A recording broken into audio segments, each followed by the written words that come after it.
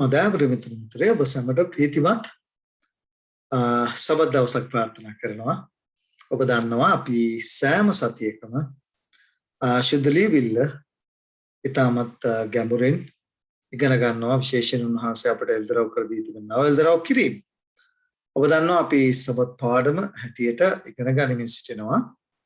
සෑම සතියකම උන්වහන්සේ අපට දෙන්නා වූ මේ නිවාඩුව පිළිබඳව උන්වහන්සේ මෞංකාරයන් හැටියට අපේ ශරීරයට ශාරීරිකව මානසිකව සහ ආධ්‍යාත්මිකව නිවාඩුව අවශ්‍ය බව, ඒ අවශ්‍ය නිසා උන්වහන්සේ අපට දුන්නා වූ විශ්‍රාමය ගැන, දී තිබෙන විශ්‍රාමය ගැන අපි ඉගෙන ගනිමින් සිටිනවා. ඒ වගේම අපි ඉගෙන ගන්නවා මනුෂ්‍යයන් අද බෞද්ධ ක්‍රිස්තියානි කොයි ආකාරයෙන්ද මේ විශ්‍රාමය නොසලකා හරිමින් උන්වහන්සේ අපට දී තිබෙනා මේ ශුද්ධ වූ විශ්‍රාමයට අතුල් වෙලා නැති ආකාරය පිළිබඳව අපි ඉගෙන ගනිමින් සිටිනවා. අපේ සහෝදර සහෝදරිය මේ විශ්‍රාමයේ වැදගත්කම සහ අවශ්‍යතාවය සහ මේ විශ්‍රාමයේ තුල උන්වහන්සේ තබා තිබෙනා ආශිර්වාද අපි මේ සති කීපය පුරාම ඉගෙන ගනිමින් සිටිනවා. මේ විශ්‍රාමය ඔබටත් මටත් ඔබගේ ආත්මික ජීවිතයට, ඔබගේ ශාරීරික ජීවිතයට සහ ඔබගේ ආධ්‍යාත්මික ජීවිතයට මොනතරම් වැදගත්, මොනතරම් බලපෑමක් එල්ල කරනවද කියන කාරණේ අපි පහුගිය සති පහ පුරාම ඉගෙන ගත්තා. විශේෂයෙන් අපි පහුගිය සතියේ අපි ඉගෙන ගත්තා උන්වහන්සේ මේ පවුල තුල තබා තිබෙනා වූ ඒ පවුල තුල තිබෙනා වූ බැඳීම් තුල කොයි ආකාරයෙන්ද මේ විශ්‍රාමයේ සැබෑ වූ විශ්‍රාමයේ තබා තිබෙනා වූ ආකාරය. දෙමෝපියන්ට විශේෂයෙන් පියාට සහ මවට උන්වහන්සේ බාර දීලා තිබෙනා වූ වගකීම අපි මේ සතිය පුරාම ඉගෙන ගත්තා. ඒ විශ්‍රාමයට පියා සහ මව ඇතුල් නොවෙන්නා වූ අතරේදී ඒයින් ලැබෙන්නා වූ බලපෑම කරන කොටගෙන දරුවන්ට ඒ දේ අහිතකර ලෙස මොනතරම් අහිතකර ලෙස දරුවන්ට බලපානවාද කියන කාරණේ අපි පහුගිය සතියේදී ඉගෙන ගත්තා. නමුත් ඒ අවස්ථාවේ ඒ ආකාරයෙන්ම දෙවියන් වහන්සේගේ කරුණාව, දෙවියන් වහන්සේගේ හස්තය ලැබුවා වූ, දෙවියන් වහන්සේගේ හස්තයේ ස්පර්ශය ලැබුවා වූ එක දරුවෙක් කොයි ආකාරයෙන්ද විශ්වාසවන්තව සිටියේ කියන කාරණේ අපි පෞද්ගලික සතියේදී ඉගෙන ගත්තා. ඒ නිසා අපි මේ කාරණය තුලින් අපි තේරුම් ගනිමු. විශේෂයෙන් අද පාඩමේ අවසානයේදී දෙමාපියන් හැටියට ඔබටත් මටත් උන්වහන්සේ විශාල වගකීමක් දී තිබෙනවා. දරුවන්ට මේ විශ්‍රාම ස්ථානයට ඇතුල් වෙනට පුරුදු පුහුණු කිරීම. මතක තියාගන්න, විශ්‍රාමයේ විවේකයේ කියන්නේ ශාරීරික විතරක් නෙවෙයි, මානසිකව, ආධ්‍යාත්මිකව, ආත්මික මේ සියලු කාරණාවලින් පරිපූර්ණ ලක්කාරණයක් තමයි විශ්‍රාමය කියලා කියන්නේ, විවේකී කියලා කියන්නේ. ශාරීරික නිවාඩුවනේ අපි දන්නවා ගොඩක් අය ශාරීරිකව නිවාඩු, මානසිකව නිවාඩු ගන්නට නැත්නම් නිවාඩුව ගත කරන්නට අපි ගොඩාක් වෙලාවට අපි විවිධ තැන් සොයාගෙන යනවා. නමුත් අපිට ඔබට පැහැදිලිව කියන්නට ඕනේ ඔබත් මමත් ලබා ගන්න බලාපොරොත්තු වෙන විවේකයේ නිවාඩුව අපි ලබන්නේ නැහැ. අපිට උන්වහන්සේ තුල පමණයි සැබෑ වූ ආධ්‍යාත්මික, ශාරීරික සහ මානසික විවේකයේ තිබෙන්නේ. ඒ නිසා අපි පළමුව දෙමාපියන් හැටියට ආදර්ශයක් කියලා දෙවනුව අපි මොකද කරන්න ඕනේ? අපේ දුවදරුවන්ව ඒ විශ්‍රාම ස්ථානට ඇතුල් වෙන්නට අපි පුරුදු පුහුණු කරන්න ඕනේ. මේක ඔබටත් මටත් දෙවියන් වහන්සේ බාර දීලා තියෙන බාර දුර වගකීමක්. මේ වගකීමෙන් කොහොමදවත් ඔබටත් මටත් මිදෙන්නට හැකියාවක් නැහැ. ඒ නිසා අද දවසේදී අපි ඉගෙන ගනිමු විශේෂයෙන් පරණ ගිවිසුමේ උන්වහන්සේ අපට විශේෂිත පූර්ව ආදර්ශයක් දී තිබෙනවා. ඒ ආදර්ශය අපි අද දවසේදී ඉගෙනගෙන උන්වහන්සේ ඒ චරිතය තුළින් අපට උගන්වන්නා වූ සුවිශේෂිත පණිවිඩය අපි දැන් ඉගෙන ගනිමු. සියල්ලට මඟ පෙන්වන්නේ උන්වහන්සේ, සියල්ල එල්තරව් කරන්නේ උන්වහන්සේ. ඒ නිසා අපි උන්වහන්සේට අපේ ජීවිත බාර කරමු. හසත්වලවත් මහා පාලනය කරන්නා වූ සබදවසේ ස්වාමී ආදරමෙන් කරදේ පිරණිය වහන්සේගේ නාමයට ගෞරවත් මහානත් ප්‍රසන්නවවත් වේවා. ශිදෝපියන්ගේ වහන්සේ සතිපතා වහන්සේ අපට උගන්වනවා. වහන්සේ විතර ලං වෙන්නට වහන්සේ අපට ආරාධනා කරනවා. අපි දුර්ලභකම් අඩුපාඩුකම් පෙන්වලා දෙනවා. ඒ ගැන වහන්සේ ස්තුවන්තන අතර පියන්නේ දැන් අපි වහන්සේගේ සුද්ධ වචනේ ඉගෙන ගන්නට යනවා. වහන්සේ අපට දී තිබෙනා වේ විශ්‍රාම ස්ථානයේ පවුල තුළ කොයි ආකාරයෙන්ද අපි දෙමව්පියන් හැටියට වහන්සේ අපට බාර දීලා තියෙන වගකීම අපි ඉගෙන ගන්නට යනවා. පියන්නේ එනිසා මේ සුද්ධ පාඩමට ආශිර්වාද කරලා මානව වහන්සේ මාතුලින් කතා කරලා මටත් පළමුව මටත් දෙවනුව මේ අසන්නාව නරමන්නාව සිල් දනාට ඔබ වහන්සේගේ සුද්ධ වෙල්තරව් කිරීම විශේෂයෙන් ඔබ වහන්සේගේ අවවාද අනුශාසනා තරවටුව පියන්නේ සුළු කොට නොසිතා ඒ බාර අරගෙන අපේ ජීවිත හදා ගන්නට ඔබ වහන්සේගේ කැමැත්ත පරිදි පියන්නේ අපේ ජීවිත හදාගෙන විශේෂයෙන් දරුවන්ට ආලෝකයක් වෙන්නට අප මේ සුදු පාඩම ආශිර්වාදයක් වෙන්න සලස්වන්න කියලා එළෙමින් කතා කරන්නව මාත් අසන්නව රමන්නව සියලු දෙනාගේ ජීවිත ඔබ වහන්සේගේ බලවත් හස්තට බාර කරන්න එක කරන්නේ යේසුස් වහන්සේගේ අතිශය උතුම් ප්‍රේමණිය නාම සාමය ආමෙන්. දැන් සහෝදර සහෝදරී එන්සා දවසේදී අපි මම ඔබට පෙර හැඳින්වීමක් කළා. අද දවසේදී අපි කියවන්නට යනවා ප්‍රධාන බයිබල් පාඨය මේ සතියේට පාඩමට දාලා අපිට මේ ප්‍රධාන බයිබල් පාඨය අපිට හම්බෙන්නේ 2 පේත්‍රස්ගේ පොතේ 3 වෙනි පරිච්ඡේදයේ 2 පේත්‍රස්ගේ පොතේ 3 වෙනි පරිච්ඡේදයේ මම කියවන්නේ 17 සහ 18 2 පේත්‍රස්ගේ පොතේ 3 වෙනි පරිච්ඡේදයේ 17 සහ 18 වෙන්න මේ ආකාරයෙන් කියන බැවින් ප්‍රේමවන්තේනි නුඹලා මේ කාරණ මේ දේවල් කලින් දැන සිටින බැවින් දුෂ්ටයන්ගේ මුලාවෙන් ඇදී නොගොස් සමායන දුෂ්ටයන්ගේ මුලාවෙන් ඇදී ගොස් නුඹලාගේම ස්තරභාවයෙන් නොවැටෙන ලෙස නොවැටෙන පිණිස නුඹලාගේම ස්තරභාවයෙන් නොවැටෙන පිණිස පරිස්සම් වෙන්න. එහෙත් අපගේ ස්වාමී ගැලුම්කාරී යේසුස් ක්‍රිස්තුස් වහන්සේගේ කරුණාවේද උන්වහන්සේගේ දැනගැන්මේද වර්ධනය වෙන්න. කාරණා දෙකක් කියනවා. පළවෙනි කාරණය තමයි එබැවින් ප්‍රේමවන්තනි නුඹලා මේ දේවල් කලින් දැන සිටින බැවින් සුද්ධ ලියවිල්ල අපි ඉගෙන ගන්නකොට සුද්ධ ලියවිල්ලේ සත්‍යතාවයේ විශ්‍රාමයේ අතුල් විය යුතු විශ්‍රාමයේ අපි දැනගෙන ගන්නකොට ඒකට අපිට මම හෙට විශ්‍රාමයට අතුල් වෙන්නම් ලබන සතියේ ලබන මාසේ ලබන අවුරුද්දේ ඇතුල් වෙන්නම් කියලා කියන්න හැකියාවක් නැහැ. ඒ දැනගත් වහාම ඒ විශ්‍රාමයට ඔබත් මමත් ඇතුල් වෙන්නට ඕන. එහෙම නොවුනොත් මොකද වෙන්නේ? එහෙම නොවුනොත් මෙතන කියනවා දුෂ්ටයන්ගෙන් මුලාවෙන් ඇදී ගොස් නුඹලාගේම ස්ථීර භාවයෙන් නොවැටෙන පිණිස පරිස්සම් වෙලා. මේක ඊටාම වැදගත් බයිබල් පාඩයක්. මොකද ඒකට හේතුව මේ පාඩමට ඊටාම අදාළ බයිබල් පාඩයක්. මොකද ඒකට හේතුව මෙතන කියනවා විශේෂයෙන් ඔබට මටත් පේතෘස්තුමා කතා කරනවා පරිස්සම් වෙන්නට කියලා. මොනවා ගැන පරිස්සම් වෙන්නට ඕනද? එතන කියනවා දුෂ්ටයන්ගේ මුලාවෙන් ඇදී ගොස් නුඹලාම ස්ථිර භාවයෙන් නොවැටෙන පිණිස පරිස්සම් වෙලා. දුෂ්ටයන්ට පුළුවන් අපව මුලා කරන්න. අපේ දරුවන්ව මුලා කරන්න හැකියාවක් තිබෙනවද?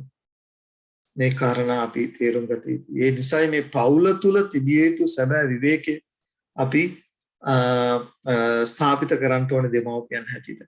මොකද අපි දන්නවා පැහැදිලිව අපේ දරුවන් ජීවත් වෙන්නේ ඊටමත් සංකීර්ණ නැත්නම් දුෂ්ට සමාජයක. අපිට බෑ දරුවන්ව එක තැනක නැත්නම් නිවසේ කොටු කරලා තියාගන්න. දරුවෝ පාසලට යනවා, දරුවෝ සමාජ ආශ්‍රය කරනවා. සමාජයේ ඉන්නා වූ මිත්‍රයන්ව ආශ්‍රය කරනවා. එතකොට මේ කාරණාවලදී දරුවෝ කොයි ආකාරයෙන්ද හැසිරෙන්නේ, ක්‍රියා කරන්නේ කියන කාරණේ ඊටාම වැදගත්. ඒ සමාජ ආශ්‍රයේදී මේ මහත් වූ විෂම වූ නැත්නම් මහත් වූ දුෂ්ට වූ සමාජයක දරුවා දෙවියන් වහන්සේට විශ්වාසවන්තව ජීවත් වෙන්න ඉගෙන ගන්න කොහෙද? පවුල තුල. දැන් අපි මේ සතිය පුරාම අපි ඉගෙන ගත්ත යෝසෙෆ්ගේ කතාව. මේ යෝසෙෆ්ගේ කතාව තුළ අපිට බොහෝ දේවල් ඉගෙන ගන්න තිබුණා. කොහොමද යෝසෙෆ් අන්‍යයන්ට වැඩිය වෙනස් වුනේ? යෝසෙෆ් අන්‍යයන්ට වැඩිය වෙනස් වුනේ කොහොමද? මේ කාරණයට අපේ අවධානය යොමු කරන්නට ඕන. මොකද මතක තියාගන්න සාතන් පහර දෙන්නේ පවුලට. පවුල් සංස්ථාවට පහර දුන්න සාතන් දන්නවා ස්වභාවයට ඒක පහර දීමක් බවට පත් වෙනවා.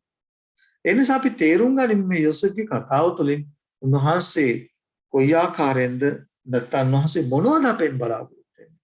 අපි යෝසෙෆ්ගේ කතාවට විශේෂයෙන් මේ කාරණා අපි එකින් එක ඉගෙන ගනිමු. දැන් ඔබ දන්නවා යෝසෙෆ්ගේ පවුල් පසුබිම ඔබ පැහැදිලිව දන්න දෙයක්. දැන් විශේෂයෙන් යෝසෙෆ්ගේ ජීවිතය ගත්තොත් අපි පැහැදිලිව දන්න දෙයක් තමයි යෝසෙෆ්ගේ පවුල පරිපූර්ණ පවුලක් වුණේ නෑනේ. ආබ්‍රහම්ගෙන් පටන් ගත්තොත් ඔබ දන්නවා ආබ්‍රහම්ගෙන් පටන් ගත්තොත් ආබ්‍රහම්ගේ පවුල තුල ප්‍රශ්න තිබුණා. දැන් ඔබට මම මේ දේවල් විශේෂයෙන් ඔබ ඉදිරියේ තබන්නේ ඒ වචනේ කියනවා ඒ සියල්ල කාලවල කෙලවර සිටින ඔබටත් මට අවවාද අනුශාසනා පිණිස තමයි අපිට ලියා තිබෙනවා. අපි විශේෂයෙන් ආබ්‍රහම්ගේ ජීවිතය ගත්තොත් ආබ්‍රහම් හඳුන්වන්නේ ඇදහිල්ලේ පියාක හැටියට. ඇදහිල්ලේ පියා හැටියට හඳුන්වනවා ආබ්‍රහම් තුල ඒ පවුල තුල ඇති වුණා වූ අසමාදාන නැත්නම් සමාදානයේ නැතිකම අපි පැහැදිලිව දකිනවා. ඒ ආබ්‍රහම්ගේ අතේ සිදු වුණා වූ වරදක් නිසා හාගර් ඒ තමගේ බිරිඳගේ බලපෑමට තමන්ගේ භාර්යාවකට ගත්ත නිසා එතන ඇති වුණා වූ ඒ වියවුල එතන ඇති වුණා වූ ඒ මහත් වූ දබරය අපි දන්නවා අද දක්වා පැවතීගෙන යනවා. ඉස්මායිල්ගේ පරම්පරාව සහ ඒ ඊසාක්ගේ පරම්පරාව අතර ඇති වුණා වූ ඒ මහත් වූ දබරේ අද දක්වාම පැවතෙනා වූ ආකාරය අපි දකිනවා. අපි ඒ ගැන නෙවෙයි කතා කරන්නේ. විශේෂයෙන් ඔබගේ අවධානය යොමු කරන්නේ පවුල තුල අඬදඹර නැත්නම් ගැටලු අසමගිකම් සිදුවීම අපි දන්නවා ඒක සෑම පවුලකටම පොදු දෙයක්. නමුත් මේ සියලු කාරණාවලදී අපි කොහොමද මේ සමාදානය කියන දේ නැත්නම් මේ විශ්‍රාමයේ කියන දේ අපි පවුල තුල කොහොමද ස්ථාපිත කරන්නේ? දාපර සහෝදර සහෝදරිය අපි එක දෙයක් මතක තියාගන්නට ඕන. මේ විශ්‍රාමය ඔබ ලබන මා ලබන එකම ස්ථානය තමයි ක්‍රිස්තුස් වහන්සේ අපේ ජීවිතේ අපි කියනවා පවුල තුල කේන්ද්‍ර ස්ථානය කරගන්න. ක්‍රිස්තුස් වහන්සේව ඔබත් මමත් ඔබේ පවුල තුල මගේ පවුල තුල කේන්ද්‍ර ස්ථානය කරගත්තොත් එතකොට හරි පහසුයි පුරුෂයා සහ භාර්යාවට සාමකාමී නැත්නම් සමාදානයේ ජීවිතයක් ගත කරන්න. ඔබ දන්නවා සාතන් පවුල් සංස්ථාවට තමයි පාර දීලා තියෙන්නේ. ඔබ දන්නවා අද විවාහ වෙන්නා වූ අයගෙන් බහුතරයක් මොකද වෙන්නේ? දික්කසාද වෙනවා. දෙවියන් වහන්සේ ඉදියේ ප්‍රසන්න දෙයක් නෙමෙයි මොනම හේතුවකටවත් සුත්ත දෙවිලි කියන්නේ මොනම හේතුවකටවත් තමන්ගේ භාර්යාවව අතහරින්න බෑ. පුරුෂයාට බෑ භාර්යාව අතහරින්න, භාර්යාවට බෑ පුරුෂයාව අතහරින්න. නමුත් අද පැහැදිලිව අපි දකින දෙයක් තමයි බහුතරයක් මොකද වෙන්නේ? දික්කසාද වෙනවා. මේක දෙවියන් වහන්සේගේ කැමැත්ත නෙවෙයි. දෙවියන් වහන්සේ ඒකට ප්‍රසන්න නැහැ. අපි පැහැදිලිව දන්න දෙයක්. ඇයි මෙහෙම වෙන්නේ? ක්‍රිස්තුස් වහන්සේව අපේ ගලම්කර තරන් වහන්සේව නැත්නම් දෙවියන් වහන්සේව පවුලේ කේන්ද්‍රස්ථානය කරන බැරි. දැන් අපි දන්නවා ආබ්‍රහම් දෙවියන් වහන්සේ ඉදිරියේ ප්‍රසන්න දේ කළා. ඒ වගේම ඔහුගේ අතින් අඩුපාඩු සිද්ධ වුණා. ඒ අඩුපාඩුව නිසා ඔහුට ඒ පවුල තුල අසමගිය ඇති වුණා. අපි පැහැදිලිව දන්නවා. නමුත් ඔහු ඒ කලාව වර්ධින්න පශ්චාත්තාප වෙලා ඔහු දෙවියන් වහන්සේ ඉදිරියේ ඇදහිල්ලේ සම්පූර්ණත්වයට පැමිණියා. ඊට පස්සේ දන්නවා ඊසාක්ට පස්සේ අපි දන්නවා ඒ පවුල තුලත් ඇති වුණා වූ ප්‍රශ්න නේද? ඊසාක් ඒසව් සහ යාකෝබ් මොකද කරේ? ඊසාක් වැඩිපුර කාටද? ඒසව්ට ආදරය කළා. එතකොට අපි දන්නවා ඊසාක්ගේ භාර්යාව යාකෝබ්ට ආදරය කළා. දැන් අපට පේනවා ඇති ඒ පවුල තුල ඇති වුණා වූ අසමගියට හේතුව දෙමාපියෝ වර්ධ නැත්නම් දෙමාපියෝ දෙවියන් වහන්සේ ඔබට මට දරුවන්ව දීලා තියෙන්නේ විශේෂිත බාහිර දුර වගකීම් රාශියක් ඇතුව. ඔබගේ හැසිරීම මගේ හැසිරීම දරුවන්ගේ ගැලවීමට ඉතාම තද බලපෑමක් ඉටු කරනවා. ඒක අපි පැහැදිලිව තේරුම් ගන්නට ඕන. ඒ නිසා අපි ගොඩක් පරිස්සම් වෙන්න ඕන. අද අපි දන්නවා දෙමව්පිය හැටියට අපි ගොඩාක් වෙලාවට පරිස්සම් නැහැ. විශේෂයෙන් දරුවන් සමග දරුවන් වෙනුවෙන් කාලය නැත්තම් දරුවන් ගැන කටයුතු කිරීමේදී අපි ගොඩාක් දෙමව්පිය හැටියට හිතන්නේ නැහැ සමහර වෙලාවට. ඔබ මා කරන දේ දරුවෝ හොඳාකාරව බලන් ඉන්නවා. අපි කියනවා දරුවෝ හොඳාකාරව විමසිල්ලෙන් බලන් ඉන්න ඔබ කොහොමද හැසිරෙන්නව ක්‍රියා කරන්නව ආකාරය. මේක ඊටම වැදගත්. දැන් සහෝදර සහෝදරිය අපි දන්නවා අපිට කොහෙවත් මේ පරිපූර්ණ පවුලක් හොයාගන්නට බෑ. නමුත් අපි මතක තියාගන්න ඕනේ දෙමව්පිය හැටියට පියාට සහ මවට විශාල වගකීමක් දෙවියන් වහන්සේ බාර දීලා තියෙනවා. දරුවන්ව ගොඩනැගීම සහ ඒ පවුල තුල ඒ මහත් වූ සමාදානයේ ඒ සනසීම සමාදානයේ දරුවන්ට ඇති කිරීම සඳහා දරුවෝ ආදර්ශයට ගන්න පළමුව තමන්ගේ පියාව මව පියා කරන දේ මව කරන දේ හොදාකාරව දරුවෝ ඊටම විමසිල්ලෙන් සිටිනවා. යෝසෙෆ්ගේ ජීවිතය ගත්තොත් අපි දන්නවා යෝසෙෆ්ගේ පවුල තුළ දැන් අපිට පේනවා ආබ්‍රහම්ගේ පවුල තුළ ප්‍රශ්න තිබුණා. ඊළඟට ආබ්‍රහම්ගේ පස්සේ ඊසාක් ගේ ඒ පවුල තුළ අපි දකිනවා ප්‍රශ්න තිබුණා. ඊසාක්ගේ නැත්නම් ඒසව් සහ යාකෝබ් අතර තිබුණා වූ ප්‍රශ්නය. දැන් ඔබ දන්නවා යාකෝබ් වෙනවා. එතකොට යාකෝබ්ගේ පවුල තුල අපි දන්නවා යාකෝබ්ට භාර්යාවන් දෙදෙනෙක් සිටියා අපි දන්නවා. ඒ කාරණේ එතකොට භාර්යාවන් දෙදෙනාට ලැබුණා වූ දරුවන් තමයි ගෝත්‍ර 12 නැත්නම් යාකෝබ්ගේ දරුවෝ 12 දෙනා. ඒ 12 දෙනා අතර හිටියා වූ එක දරුවෙක් තමයි යෝසෙෆ් කියන්නේ. එතකොට අපිට පේනවා ඇති තමන්ගේ සහෝදරයන්ගෙන් ඇති වුණා වූ කෙනෙහිලිකම්. නමුත් මේ සියලු කෙනෙහිලිකම් මැද මම එකනේ කිව්වේ අපිට මේ 100% කිසිම පවුලකින් 100% බලාපොරොත්තු වෙන්න බෑ. පවුල තුළ ගැටලු ප්‍රශ්න මතභේදකාරී සිද්ධ වෙනවා. නමුත් අපි එක දෙයක් මතක තියාගන්න ඕන. දරුවා හැමතිස්සෙම බලනවා කාවද? තමන්ගේ පියා සහ මව. යෝසෙෆ් දැක්ක තමන්ගේ පියා දෙවියන් වහන්සේට මොනතරම් බයපක්ෂපාතීව ජීවත් වෙනවා. යෝසෙෆ් දැක්ක අනිත් සහෝදරයන්ට වැඩිය යෝසෙෆ් දැක්ක දේව බය කියන දේ තමන්ගේ පියා තුළ. මොකද මම ඔබට පැහැදිලිව අපි පරණ ගිසුම් පුරාත් අපි දකින දෙයක් තමයි දරුවෝ දෙමාපියන්ගෙන් ඉගෙන ගන්න. දරුවෝ දෙමාපියන් දැන් ඔබ කල්පනා කරලා බලුවොත් ඊසාක්. දැන් ඊසාක් පූජා කරන අවස්ථාවේදී ඊසාක් හොඳ හැදුණු හැඩි තරුණ දරුවෙක්. නමුත් ඊසාක් ආබ්‍රහම් ඉදිරියේ කීකරු වුණා. ඔහු පූජා කරන්න තරම ඊසාක්ට හොඳ ආකාර ආබ්‍රහම් මේ අවස්ථාවේදී වයෝවෘද්ධව ඉතියාව මිනිසෙක්. නමුත් තමාගේ පියා තමාව මරන්නට පූජා කරන්නට යනවායි කියලා දැන ඊසාක් මොකද කරේ? ඊසාක් කීකරු වුණා. බලන්න මේ දේවල් දේව බය කියන දේ දෙවියන් වහන්සේව අපිට මේ සියල්ල ශුද්ධ ලේවිල්ලේ සදාහන් කරලා නැහැ. අපි නමුත් කල්පනා කරලා බලන්න තමන්ගේ පුත්‍රට හොඳ ඇඩිදඩි තරුණ දරුවෙක් තමන්ගේ පියා මහලුව ඉන්නවා. තමන්ගේ පියා මරන්න උත්සාහ කරනවා. නමුත් මොකද කරන්නේ? ඒ අවස්ථාවේදී ඔහු කීකරුව තමන්ගේ පියාට කීකරු වුණා අවස්ථාව. ඒ දේවල් කාගෙන්ද ඉගෙන ගත්තේ? ඔහු ආබ්‍රහම්ගෙන් ඉගෙන ගත්තා.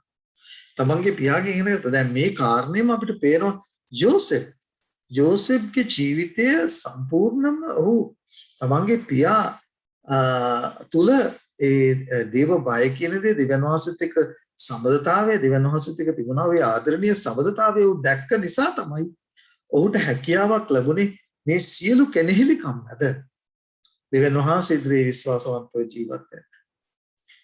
මේකෙන් අපිට විශේෂිතව පාඩමක් උගන්වනවා. ඔබගේ පවුල මගේ පවුල පරිපූර්ණ නුවණ. ඔබගේ බිරිඳ විශේෂයෙන් ස්වාමි පුරුෂයා සහ භාර්යාවට විශේෂයෙන් මේ පාඩම ඉතාම වැදගත්. පියාට සහ මවට ඉතාම වැදගත්. සමහර වෙලාවට දෙදෙනාම එකම ඇදහිල්ලේ ඉන්නට පුළුවන්. දෙදෙනාම දෙවියන් වහන්සේව අදහමින් ඉන්නට පුළුවන් පවුල් තිබෙනවා. ඒ වගේම සමහර පවුල් තිබෙනවා පියා දෙවියන් වහන්සේට තාමත් බයපක්ෂපාතව ජීවත් වෙනවා. මව එහෙම නැති වෙන අවස්ථා තිබෙනවා. එතකොට ඒකේ අනිත් පැත්තක් තිබෙනවා. මව දෙවියන් වහන්සේට බයපක්ෂපාතීව ජීවත් වෙනවා. පියා එපමණ බයපක්ෂපාතී නැති වෙන්න පුළුවන්. නමුත් මතක තියාගන්නට ඕනේ ඔබටත් මටත් දෙමව්පිය හැටියට විශේෂිත වගකීමක් බාර දීලා තිබෙනවා. දරුවන්ට ආදර්ශයක් හැටියට දරුවන්ව ආත්මීකව පෝෂණය කරමින් ඒ පූර්ව ආදර්ශය නොදකින දෙවියන්ව ඔබගේ දරුවෝ දකින්න යන්නේ ඔබ තුලින් මා තුලින්. මෙන්න මේ කාරණේ අපි අමතක කරන්නට හොඳ නැහැ. උන්වහන්සේ ඔබටත් මටත් දීලා තිබෙන දරුවෝ ගැන අපිට අවසාන දවසේදී වග උත්තර දෙන්න සිද්ධ වෙනවා. මොකද ඔබටත් මටත් මේ දරුවෝ දෙවි වචනේ පැහැදිලිව කියනවා. දරුවෝ දෙවියන් වහන්සේ වෙතින් ලැබෙන උරුමයක් කිය. කුසේ ඵලයේද උන්වහන්සේගෙන් ලැබෙන විපාකයක් කියලා. ඒ නිසා අවසාන දවසේදී ඔබගුරුන් මගුරුන් දෙවියන් වහන්සේ ඔබට දුන්නු දරුවෝ කෝ කියලා අහනකොට මොනවද ඔබටත් මටත් දීලා තියෙන පිළිතුර? ඒ නිසා මේ යෝසෙෆ්ගේ ජීවිතය තුළින් අපිට බොහෝ දේවල් ඉගෙන ගන්න තිබෙනවා. අපි දන්නවා යෝසෙෆ්ට යාකෝබ් වැඩි සැලකිල්ලක් දැක්වුවා. එතකොට ඒ වැඩ සැලකිල්ල දැක්කේ ඒ පැත්තෙන් යාකෝබුත් වරදක් කරා. මොකද අනිත් දරුවෝ දරුවෝනේ. අනිත් දරුවෝ දරුවෝ. නමුත් අපි දන්නවා යෝසෙෆ් යාකෝබ්ගේ ජීවිතය නැත්නම් යාකෝබ් තුල ඔහු දේව බය කියන දේ හඳුනගත්තා. දෙවියන් වහන්සේ කවුද කියලා හඳුනගත්තා. යාකෝබ්ගේ ජීවිතය තුළ. සහෝදර යාකෝබ් ඔහු ලැබුවා වූ සියලු අත්දැකීම් යෝසෙෆ් සමග පවසන්නට ඇති. ඔව් ඒ තමන්ගේ සහෝදරයාට වංචා කරලා යනවා වතුරේ දෙවියන් වහන්සේව සම්මුඛ නැටි. යාකෝබ් යෝසෙෆ් සමග බෙදා ගන්නට ඇති. ඒ වගේම යාකෝබ් දෙවියන් වහන්සේත් එක්ක පොරබැදුවා වූ ආකාරය. ඔව් අනිවාර්යයෙන්ම තමන්ගේ දරුවා සමග බෙදා ගන්නට ඇති. ඔබට අපිට පේනවා ඇති මේ සියල්ලෙන් ඔහු උත්පන්නරයක් ලැබුවා. ඔහුගේ තරුණ වයසට එනවත් එක්ක. ඒ නිසා ඔහු අතහැරපු වෙලාවේදී ඔහුව නින්දාවට පවනවන අවස්ථාවේදී එතකොට මේ සීල අවස්ථාවලදී ඔහුව පරීක්ෂණයට පාපයට හසු කරගන්න සාතන් උත්සාහ කළා වූ අවස්ථාවේදී ඔහුට නිග්‍රහ කරපු අවස්ථාවේදී ඔහුගේ ජීවිතේ චංචල වීම නැත්නම් අපි දන්නා උස් පහත් වෙමින් ගියා ඔහුගේ ජීවිතේ සීල අවස්ථාවලදී දෙවියන් වහන්සේ වත් නැර ඔහුට දෙවියන් වහන්සේ ඉදිරියේ විශ්වාසවන්තව ජීවත් වෙන්න හැකියාවක් ලැබුණේ තමන්ගේ පියා තුළ ඔහු දැක්කා වූ දේව බය. දෙවියන් වහන්සේව හඳුනාගත්ත පියාගේ ජීවිතය තුළ. දාපර සහෝදර සහෝදරිය අපි තේරුම් ගනිමු දෙමාපිය හැටියට උන්වහන්සේ අපටත් මටත් බාහිර දూరు වගකීමක් බාහිර දීලා තියෙනවා. දරුවෝ ඉගෙන ගන්න පළමුව දෙමාපියන්ගෙන්. දේව බය කියලා ඉගෙන ගන්න දේව බය ඉගෙන ගන්න ඕනේ දෙමාපියන්ගෙන්. ඒ නිසා මතක තියාගන්න පවුලක් තුල ඔබට සම්පූර්ණ පවුලක් කොහෙවත් හොයාගන්න හැකියාවක් නැහැ. ඒ ගැන අපි මතක තියාගන්නටම ඕන. ඒ නිසා පවුල තුල අඩුපාඩු තිබෙනවා. නමුත් අපි මතක තියාගන්නට ඕනේ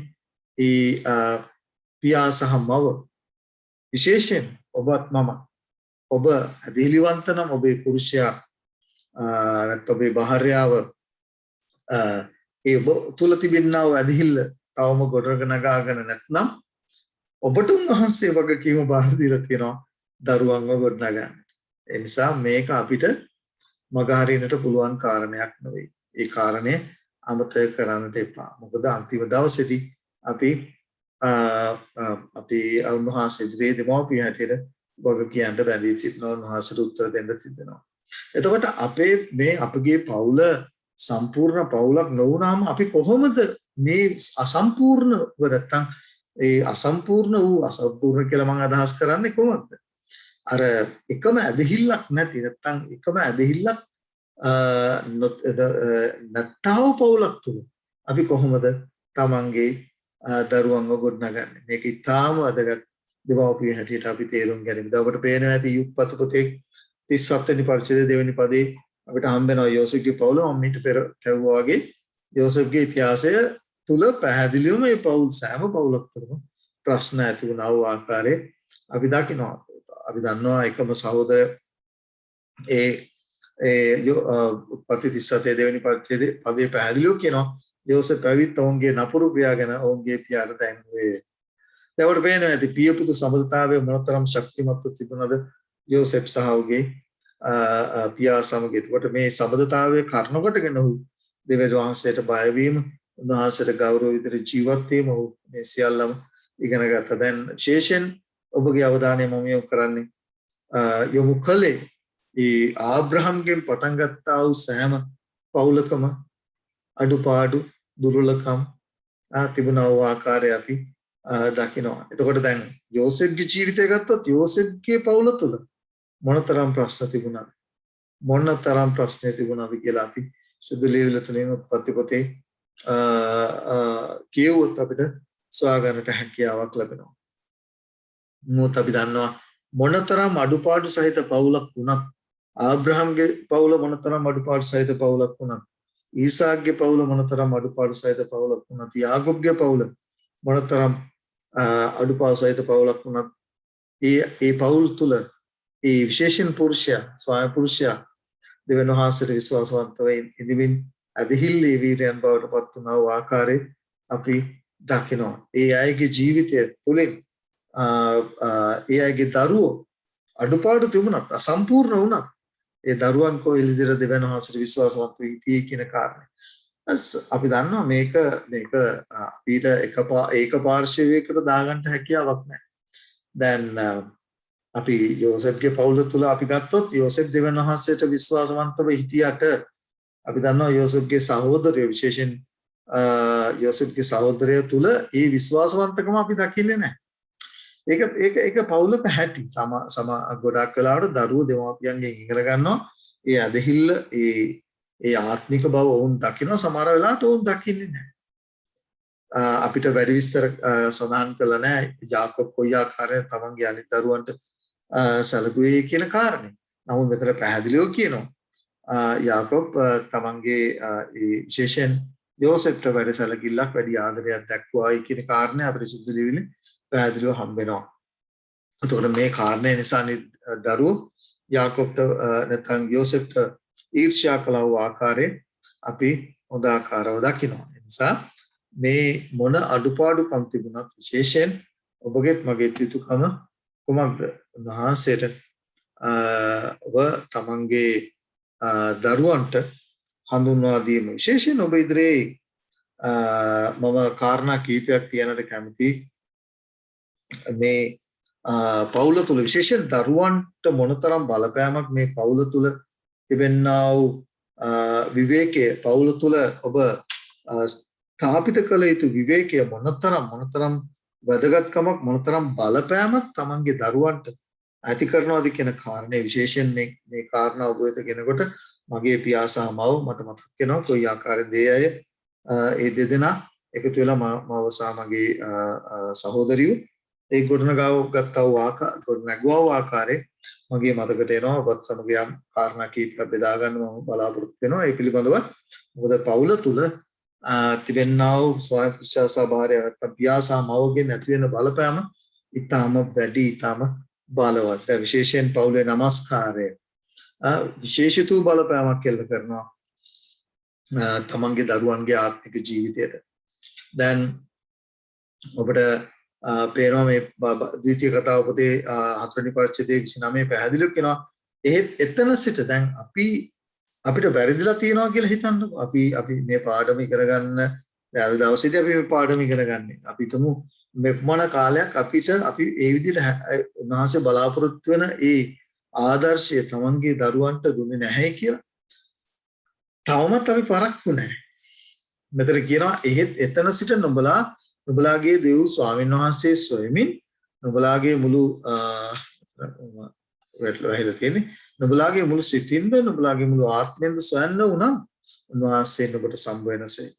දැන් මට ගොඩාක් අය විශේෂයෙන් සහෝදර සහෝදරයන් කීප දෙනෙක් මෑතකදී කතා කරලා කියපු දෙයක් තමයි බ්‍රදර් මම දෙවියන් වහන්සේවට විශ්වාසවන්තව මේ සියල්ල කරාට මගේ නැත්නම් අනිත් පාර්ශවයෙන් ලැබෙන්නේ නැහැ සහයෝගයක් ලැබෙන්නේ නැහැ කියන කාරණේ දරුවන්ව ගොඩනැගීමේදී හෝ වේවා පවුල තුල ඒ নমස්කාරය පවුල තුල උන්වහන්සේ බලාපොරොත්තු වෙන නිවාඩුව විශ්‍රාමය ඊළඟට ඒ දරුවන්ව ගොඩනැගීමේ නැත්නම් පවුල තුල උන්වහන්සේ බලාපොරොත්තු වෙන ඒ සාමය සහ විශ්‍රාමය ඒ නිවාඩුව ඇති කරගන්නට අනිත් පාර්ශවයෙන් සහයෝගය ලැබෙන්නේ නැහැ කියන කාරණේ තමයි මාව දැනුවත් කරන නමුත් අපි එක දෙයක් මතක තියාගන්නට ඕනේ දැන් ඒ දේ අපිට පරණ ගිවිසුම තුල හම්බෙන්නේ නැහැ. පරණ ගිවිසුම තුල අඩුපාඩු සහිත පවුලක් තමයි අපිට හම්බෙන්නේ. නමුත් මේ සියලු අඩුපාඩුකම් මැද කොයි ආකාරයෙන්ද ඒ ජෝසෙෆ් කියනා උච්චාරිතේ දෙවියන් වහන්සේට විශ්වාසවන්තව සිටියේ පියාගෙන් ලැබුණා වූ ආభాෂය පියාගෙන් ලැබුණා වූ බලවත් වූ ආදර්ශය නිසා යෝසෙෆ් කොයි ආකාරයෙන්ද දෙවියන් වහන්සේට විශ්වාසවන්තව සිටියේ කියන කාරණේ නිසා අපි මතක තියාගන්න ඕන. උන්වහන්සේ අපිට විශේෂිත වගකීමක් බාර දීලා තියෙනවා. දැන් අපිට පේනවාදී අවුරුදු 17ක වයස්ව සිටියේදී තමයි ඔහුගේ සහෝදරයන් විසින් ඔහුව වහල්කමට විකුණු ලැබුවේ. දැන් ඔබ තේරුම් ගත යුතු කාරණයක් තමයි අවුරුදු 17ක් කියන්නේ තමන් ශුද්ධ දේවචනේ කියනවා දරුවෙකු සුදුසු මාර්ගයේදී පුහුණු කරපන්න එවිට ඔහු වයස්ගත වූ කලත් ඒ ඉන්නහක්ව නොවන්නේ කියන කාරණේ.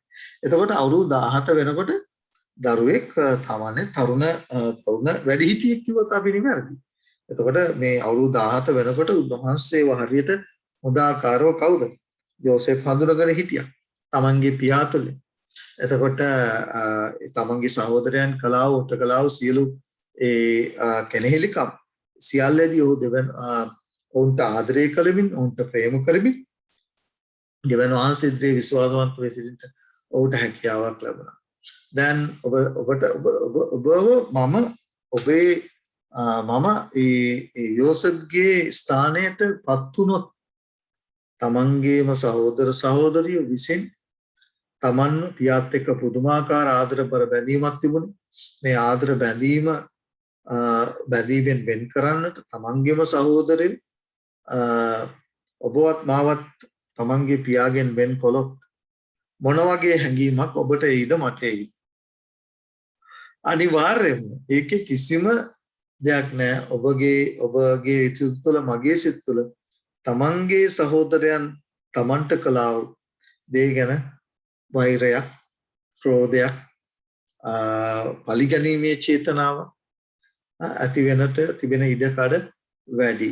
මොනතරම් ක්‍රිස්තියානිකාර නැත්නම් ක්‍රිස්තුස් වහන්සේ තුල ගොඩනැගිලා හිටියත් ඔබට ඔබේ සහෝදරයන් හා සහෝදරියන් මේක විශේෂ වැදගත් අද දවසේදී මේ පාඩම අපේ ජීවිතයට. මොකද අද අපි උන්වහන්සේව පිළිගැනීමේදී උන්වහන්සේ දේ හරි දේ කිරීමේදී විශේෂයෙන් පියා සහ මව හැටියට වෙන්න පුළුවන් හෝ වේවා දුවා දරුවන් හැටියට උන්වහන්සේව පිළිගැනීමේදී උන්වහන්සේ දේ හරි දේ කරමින් ජීවත් වීමේදී දේවචනේ කියනවා යේසුස් වහන්සේ කතා කරලා නුඹේ සතුරුවන නුඹේ ගෙයි වැසියෝ මේ කියලා. මොකද උන්වහන්සේට ප්‍රේම කරමින් උන්වහන්සේටගේ ප්‍රසන්න ජීවිතයක් ගත කරන්නා අතරේදී ඔබේ පියාගෙන්, ඔබේ මවගෙන්, ඔබේ ස්වාමි පුරුෂයාගෙන්, ඔබේ භාර්යාවගෙන් ඔබේ සහෝදර සහෝදරියගෙන් එන්නා වූ විරුද්ධවාදීකම් එමටයි. නමුත් ඒ සියල්ලදී අපිට හැකියාවක් තියෙනට ඕන උන්වහන්සේ විශ්වාසවන්තව සිටින්න. ඒක තමයි අපිට යෝසෙෆ්ගේ ජීවිතය තුළින් දකින්නේ. යෝසෙෆ් සවන්ගේ සහෝදරයන්ට ප්‍රේම කරලා ඔවුන්ට වෛර නොකළේ කොහොමද කියන කාරණේ මම ටිකක් හිතන්නට ඕන. ඔහු දැක්කා ඔහු ඉන්නව ස්ථානයෙන් ඔහු අරගෙන යනවා, ඈත් කරගෙන යනවා. නමුත් ඒ සියල්ලදී ඔහුට මතක් වුණේ මොනවද? ඔහුගේ පවුලෙන් නැත්නම් ඔහුගේ හොඳම කාලේ අවුරුදු 17 කියන්නේ. පවුලත් එක්ක ජීවත් වෙන්න තිබුණා හොඳම කාලේ. නමුත් අපි දන්නවා ඔහුට ඒ අවුරුදු 17 දී දෙමාපියන්ගෙන් ඈත් වුණා අතරේදී කලාව අතරේදී ඔහුට සිද්ධ වුණා ඉගෙනගත්ත දේ. ඔහු තමාගේ පියාගෙන් ඉගෙනගත්ත දේ. ඒ පවුල තුළින් ඉගෙනගත්තා වූ යහපත් දේ ක්‍රියාවට පත් කරන්නට ඔහුට ඒ කාලය ලැබුණා. ඔහු ඉගෙනගත්ත දේ ඔහුට අත්දකින්නට රසබල අත්දකින්නට ස්වාමීන් වහන්සේව රසබල අත්දකින්නට ඔහුට ඒ අවස්ථාව හිමි වුණා. මේක එසේ මෙසේ කාරණයක් නෙවෙයි. ඔහු තමන්ගේ පියාගෙන් මේ දේවල් ඉගෙනගෙන ඊට පස්සේ අපි දන්නවා ඔහුව වික්කාව අතරේදී පොතිපර්ගේ නිවසේදී ඔහුව පරීක්ෂා කරනු ලැබුණු ඔහුගේ විශේෂයෙන් ඔහුව පරීක්ෂා කරනු ලැබූ කල ඔහු දෙවියන් වහන්සේ ඉදිරියේ විශ්වාසවත් වී කොහොමද කියන කාරණය. වහලෙකුට කිසිම අයිතියක් නැහැ. නමුත් පොතිපර්ට තිබුණා ඔහුව මරණයට භාජනය කරන නමුත් ඔහු කළේ නැහැ. ඔහු දැනගත්තා එතනදී කවුද වැරදි කවුද නිවැරදි කියලා. නමුත් ඔහුට නින්දාවට ලැජ්ජාවට පමුණවන්න බැරි නිසා දන්නවා පොතිපර් ඔහු කෙරෙහි සම්පූර්ණ විශ්වාසය තිබුණා. ඔහුගේ භාණ්ඩාගාරේ නැත්නම් ඔහුගේ සම්පූර්ණ අත්කින ඉන්චාර්ජ් කියලා. එතකොට සම්පූර්ණ බාරකාරයා හැටියට හිටියේ එතනදී යෝසෙෆ්. ප්‍රමාණ විශ්වාස කිරීම තරම් ඔහු ඉගෙනගත්ත දේ ඔහුගේ ක්‍රියාවෙන් පෙන්වුම් කළා. දැන් සහෝදර නිසා තමයි උන්වහන්සේ අපිට කියලා තියෙන දරුවන්ව පුහුණු කරන්නට සුසු මාර්ගයේදී සුදුසු වයසේදී පුහුණු කරන්න ඕන. ඒ පුහුණු කරාට පස්සේ දෙමාපියන්ගෙන් ඈත් වුණා. යෝසෙෆ්ව දෙමාපියන්ගෙන් ඈත් කරනු ලැබුවා. නමුත් ඔහුගේ හිත තුළ දෙවියන් වහන්සේ තුළ තිබුණා වූ සාන්ත සමාදානෙ නැති කරන්නට කාටවත් බැරුව ගියා. ඇයි ඔහු ප්‍රතිපත්තිකරක ජීවිතයක්. පවුල තුළ සිද්ධ විතරනේ පවුලේ පිටතදී. පවුල් නැත්තම් පවුල රාමුව තුළ නැති අවස්ථාවේදී ඔහු දෙවියන් වහන්සේට විශ්වාසවත් වශයෙන් ඔහුට හැකියාවක් ලැබුණා. ඒ නිසා අපි අපගේ නිවසේදී විශේෂයෙන් දෙවියන් වහන්සේ ගැන ඉගෙන ගන්නා වූ අතරේදී අපි එක එක්කෙනාගේ ජීවිතය අපේ එක්කෙනාගේ ඇදහිල්ල තනිතනියම පරීක්ෂා කරන ලබන්නට යනවා. ඒ අවස්ථාවේදී ඔබ කොහෙද ඉන්නේ? මම කොහෙද ඉන්නේ කියන කාරණේ අපි යෝසෙෆ්ගේ ජීවිතය තුළින් ඉගෙන ගන්නට අවශ්‍යයි. විශේෂයෙන් ඔබ ඉදිරියේ කියන්නට ඕන මම විශේෂයෙන් මගේ දෙමව්පියන්ගෙන් ලැබුවා ඒ ආభాෂ විශේෂයෙන් පවුලේ නමස්කාරය කවදාවත් වැරදුනේ නැහැ. ගෙදරදී නිවසේදී ඒ වගේම සෑම කාරණයකදීම උන්වහන්සේට පළමු තැන දුන්නා වූ ආකාරය මම මගේ දෙමව්පියන්ගෙන් ඉගෙන ගත්තා. ඒ වගේම තමයි පියා සහ මව කොයි ආකාරයෙන්ද අන්‍යෝන්‍ය සහායකයෙන් වැඩ කරන පවුලේ වැඩ කටයුතු කරේ කියන කාරණේ මම ඒ දෙදෙනා අතර තිබුණා බැඳීම මම ඉගෙන ගත්තා. ඒ විතරක් නෙමෙයි දේවස්ථානයේ වැඩ කටයුතුවට ඔවුන් දුන්නා වූ සහයෝගය, ඒ වැඩසටහන් වලට කොයි විදිහටද ඔවුන් දක්වා වූ සහයෝගය සහභාගීත්වය 100% සහභාගීත්වය මම ඉගෙන ගත්තා. ඒ විතරක් නෙමෙයි දරුවෝ හැටියට දෙමව්පියෝ දෙදෙනා එකතු වෙලා අපේ ටැලන්ට් දිව්‍යන් වහන්සේ අපට දී තිබෙනා වූ මේ මහත් වූ ටැලන්ට් දේව ගෞරවය පිණිස සභාවේ වර්ධනය පිණිස පාවිච්චි කරන්නට අපව පුහුණු කරපුවා හැටි අපි ඉගෙන ගත්තා. දායක සහෝදර සහෝදරිය මා පෞද්ගලිකව ඒ වගේ මගේ සහෝදරිය ඉගෙන ගත්තා. ඒකට මේ කාරණා විශේෂයෙන් බලන්න අපි දෙමව්පියෝ හැටියට දෙමව්පියන්ට තිබෙනා වූ වගකීම සහ ඒ වගකීම හරියාකාරව දරපු නිසා දරුවන්ගේ ජීවිතය තුළින් අන්‍යයන්ගේ ජීවිත ආලෝකමත් වෙනා වූ ආකාරය. ඒකට මේ කාරණේ අපි පැහැදිලිවම දෙමව්පිය හැටියට අපේ දරුවන් වෙනුවෙන් ඉෂ්ට කරන්නට බැඳී සිටිනවා. ඒ නිසා අපි මතක තියාගන්න ඕන විශේෂයෙන් දැන් යෝසෙෆ්ගේ ආත්ම අභිමානය පවා මොකද කරේ? හැල්ලුවට ඉතාම පහත් තත්යකට පත් වුණා අවස්ථාව. නමුත් කවදාවත් යෝසෙෆ්ගේ ආත්ම අභිමානය පදනම් වූයේ කොයි විදිහටද? ඔව් දෙස පිටස්තරව බලන අය දෙවචනේ කියනවා මිනිස්සයා පිටාතර පෙනුම බලන්නේ නමුත් දෙවියන් වහන්සේ සිත අකිරා බලනවා නැත්නම් සිත විමසා බලනවායි කියන කාරණේ. ඒ නිසා උන්වහන්සේ පැහැදිලිවම උන්වහන්සේ අපිව දකින්නේ අපේ අතුලාන්තය, අපේ සිතේ තිබෙනා වූ සිතිවිලි, අපේ සිතේ තියෙන අවංක භාවය උන්වහන්සේ දකිනවා. ඒ නිසා අපිට විශේෂිත පණිවිඩයක් තිබෙනවා යෝසෙෆ්ගෙන් ඉගෙන ගන්න. යෝසෙෆ් ලැබුවා වූ පරීක්ෂණයට භාජනය කළා. ඔහු පොඩුන් ලැබුවා. ඔහුගේ ආත්ම අභිමානය පුදුමාකාර විදිහට නැති කරන්න උත්සාහ කළා. ඒ සියල්ලදී අපි දකිනවා උන්වහන්සේට වූ විශ්වාසවන්ත වුණා වූ ආකාරය. ඒ විතරක් නෙමෙයි අපි දන්නවා ඔහු පුදුමාකාර සම්බන්ධතාවයක් ගොඩනගාගත්තා. කාත් එක්කද? ඔහුගේ ස්වාමියා සමග. ඔහුගේ ස්වාමියා පුදුමාකාර සම්බන්ධතාවයක් ලබාගත්තා. හැබැයි ඔහු මොනම හේතුවකටත් ඔහුගේ ප්‍රතිපත්ති ඔහු පාවලා දුන්නේ නැහැ. බලන්න උත්පත්ති පොතේ 39 වෙනි පරිච්ඡේදයේ 9 වෙනි පදයේ පැහැදිලිව කියනවා මොකද්ද? මට වඩා උතුම් කෙනෙක් මේ ගෙයි නැත්තේ. නුඹ ඔහුගේ භාර්යාව බැවින්ද නුඹ මිස වෙන කිසිවක් මම ඒ ස්ක්‍රීන් එක පල්ලයට ගන්න. මට තහනම් කරලා නැත. එහෙන් මම මේ දුෂ්ටකම දෙවියන් වහන්සේට විරුද්ධව කෙසේ පව් කරන්නේදයි ඇයට කිව්වේ.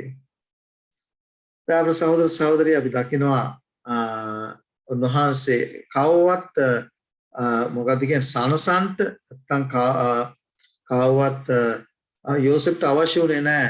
අපි කියනවා අර තමන්ගේ ප්‍රතිපත්ති පාවලා දීලා දෙවියන් වහන්සේට විරුද්ධව පව් කරන්නට කෙනෙක්ව සනසන්ට අවශ්‍ය නිසා, කෙනෙක්ව සතුටු කරන්නට ඕන නිසා උන්වහන්සේගේ ආඥා, උන්වහන්සේගේ ප්‍රතිපත්තීන් ඔහු පාවලා දෙන්න උන්වහන්සේ ඉදිරියේ ඒ හරි දේ කිරීමෙන් උන්වහන්සේගේ පණත් කඩ කරන්නට ඔහු උත්සුක වුණේ නැහැ. මේක පුදුමාකාර අත්දැකීමක්. දෙවියන් වහන්සේ ඉදිරියේ ඔහු දෙවියන් වහන්සේ ආරක්ෂා කළත් නොකළත් ඔහු දැනන් හිටියා ඔහුට ලැබෙන විපාකේ. ඔහු දැනන් හිටියා ඔහුට ප්‍රශ්න වලට මුහුණ දෙන්න සිද්ධ වෙන බව දෙවියන් වහන්සේට විශ්වාසවන්තව සිටීම නිසා. නමුත් ඔහු කාවවත් සතුටු කරන්න ගියේ නැහැ. තාවත් පිනවන්ට ගියේ නැහැ. දෙවියන් වහන්සේගේ ආඥා කඩ කළා. අපිට බොහෝ දේවල් ඉගෙන ගන්න තියෙනවා. අපි සමහර වෙලාවට තවත් අයව පිනවන්න, තවත් අයව සතුටු කරන්න මොකද කරන්නේ? ප්‍රතිපත්තීන් කඩන අවස්ථා බොහෝමයි. මේක ඉතාමත් බැරෑරුම් දෙයක් දෙවියන් වහන්සේ ඉදිරියේ. කොහොමද එතකොට අපිට උන්වහන්සේ බලාපොරොත්තු වෙන විශ්‍රාමයට ඒ සමාදානයට අපි කොහොම ඇතුල් වෙන්නේ? උන්වහන්සේගේ ප්‍රතිපත්තීන් තුල අපි විශ්වාසවන්ත වෙන්නේ නැත්නම්. ඒ ප්‍රතිපත්තීන් කැඩුනාම ඔබට ඔබගේ හිතට ඇති වෙන්නේ සමාදානය නෙමෙයි. පුදුමාකාර අසහනකාරී බවකයි. ඇයි මම දෙවියන් වහන්සේ විරුද්ධව මේ දේ කළේ කියන ඒ අසහනකාරී බව ඔබගේ හිතට එනවා. ඔබටම වරද තබා ගන්න කරනවා. ඔබට සැනසීමක් හම්බෙන්නේ නැහැ. දෙවියන් වහන්සේ ඉදිරියේ පව් කළාම දෙවියන් වහන්සේට ඉදිරියට පව් කරන අවස්ථාවේදී විශේෂයෙන් ඔහුට ඒ යෝසෙෆ්ගේ ජීවිතයේ අලුත් අභියෝග වලට මුහුණ දෙන අවස්ථාවේදී අපි මතක තියාගන්නට ඕන ඔහු දෙවියන් වහන්සේ ඉදිරියේ විශ්වාසවන්ත වෙන්න. යෝසෙෆ්ගේ ජීවිතය හරිම පුදුමාකාර ඒ කාල පරිච්ඡේදයක් ඔහු ගත කරේ. අවුරුදු 17ක් තිස්සේ දරුවෝ තමන්ගේ පියා එක්ක ගත කළා. ඊට පස්සේ අපිට හම් වෙන අවුරුදු ගණනාවක් ඔහු තමන් ඔහුගේ ජීවිතය මුහුණ දුන්නා ඔහු ගැටළු සහගත තැන්. නමුත් ඒ සියල්ලදී අපි දකින දෙයක් තමයි ඔහු දෙවියන් වහන්සේට විශ්වාසවන්තව හිරගිය වූ හිරගයට දමු ලැබුවා. ඒ අවස්ථාවේ තෝ දෙවියන් වහන්සේට විශ්වාසවන්තව හිටියා වූ ආකාරය. හිරගෙයි පවා ඒ හිරකාරයන් සමග ඔහු දෙවියන් වහන්සේ සමග සම්බන්ධතාවය පවත්වගෙන ඔහු කොයි ආකාරයෙන්ද හිරගේ හිටියා වූ මුලාදෑනියගෙත් හිත දිනාගෙන හිටියා වූ ආකාරයයි ඒ සියල්ලදී දෙවියන් වහන්සේ උට ආශිර්වාද කළා. දෙවියන් වහන්සේට විශ්වාසවන්තව සිටපු නිසා. දැන් අපේ සහෝදර සහෝදරියන් නිසා දවසේදී විශේෂයෙන් උන්වහන්සේ අපට විශේෂ වූ පාඩමක් උගන්වන්නේ තමයි අපි පවුලක් හැටියට විශේෂයෙන් පියා සහ මව හැටියට දෙමාපියෝ හැටියට උන්වහන්සේ අපට සුවිශේෂිත වගකීමක් බාර දීලා තියෙනවා. මේ පවුලේ ප්‍රීතිය සමාදානය ඇති කරන්නට විශේෂයෙන් පවුල තුල ඒ විවේකය ඇති කරන්නට විශේෂයෙන් අපි මතක තියාගන්න අපි මේ කාර්ය බහුල සමාජයක ජීවත් වෙනකොට තමන්ගේ දරුවන් සමග එකට নমස්කාරය තබන්නට දරුවන් සමග සතුටු සාමිච්චයේ යෙදෙන්න නැත්නම් කාලය ගත කරන්නට ඒ අයගේ ප්‍රශ්න වලට උත්තර දෙන්නට එතකොට මේ සම්බන්ධතාවය තාම වැදගත්. මොකද මේ සම්බන්ධතාවය තුල විශේෂයෙන් ආත්මීකව පවුලේ নমස්කාරය ඊටම වැදගත්. ස්වභාවයේ මෙහෙයන් වලට සහභාගී වීම දරුවන් වේ සදා උනන්දු කිරීම මේ කාරණා සියල්ලම විශේෂිත බලපෑමක් එල්ල කරනවා දරුවන්ගේ අනාගත ජීවිතයට. එයාගේ සමාදාන ජීවිතයක් සඳහා නැත්නම් ඒ විශ්‍රාම ස්ථානයට අතුල් වීම සඳහා ඒ සඳහා අපි දරුවන්ව පුරුදු පුහුණු කළ යුතුමයි. ඒ කාරණේ තමයි දවසේදී අපි යෝසෙෆ්ගේ ජීවිතය තුළ ඉගෙන ගත්තේ. යෝසෙෆ් බොහෝ දේ තමන්ගේ පියාගෙන් ඉගෙන ගත්තා. ඉගෙනගත්තු දේ ඔහුව පරීක්ෂාවට භාජනය කරන කාල විශේෂයෙන් ඔහු පවුලෙන් ඈත් වුණ වෙලාවේදී අර ශුද්ධ ලේවිල කියනා වගේ දරුවෙක් සුසු මාර්ගයේ පුහුණු කරපන්න ඒ විට ඔහු වයස්ගත වූ කලක් එයින් අහක්ව නොයන්නේ කියන කාරණය ඔහුගේ ජීවිතය තුළින් ඔහු සම්පූර්ණ කරලා නැත්නම් ඒක තහවුරු කරලා පෙන්නනවා. ඒ නිසා උන්වහන්සේ ඔබට මටත් විශේෂයෙන් මහත් වූ වගකීමක් දී තිබෙනවා. මොකද පවුල තුල පවුලේ බැඳීම් තුල සමාදානය ඇති කරගත යුත්තේ කොයි ආකාරයෙන්ද කියන කාරණේ. ඒ නිසා මේ සියල්ල චුද්ධෝපාවතුමා කියන වගේ ලියා තිබෙන්නේ කාලවල කෙලවර සිටින ඔබගේ මගේ ගැලීම සඳහා. ඒ නිසා එසේ කරන්නට උන්වහන්සේ ඔබට ආශිර්වාද කරනසේක්වා. ආමෙන්.